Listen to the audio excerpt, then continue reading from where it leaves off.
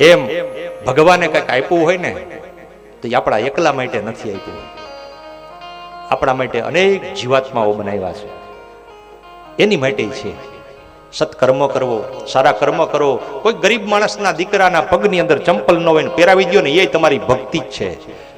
કોઈ કપડા ન હોય પહેરવા, એવા ગરીબ માણસના દીકરાને કોઈને કપડાની જોડી લઈ દો ને, એ તમારી ભક્તિ જ છે.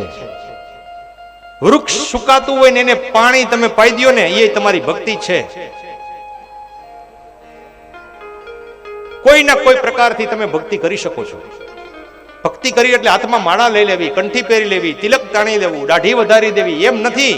ભક્તિ તો આ છે કે કોઈ પણ આત્મા, તમારા જીવાત્મા કોઈ તમારા આંગણાની અંદર આવ્યો ને એને જરૂરિયાત છે, એની જરૂરિયાત જો તમે પૂરી પાડી દો ને તો ઈ ઈશ્વરની ભક્તિ જ છે. ભક્તિ એવી કરો કે ભગવાન રાજી થાય. ભગવાને શું કર્યું હતું? બધાને રાજી કર્યા હતા.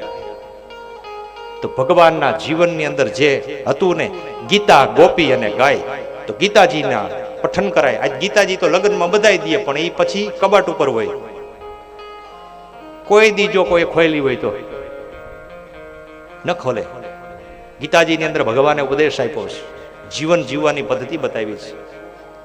ગોપી, ગોપી કહેતા સ્ત્રી, અને ગાય, ગાય દુખી, સ્ત્રી દુખી, બધા દુખી અત્યારે.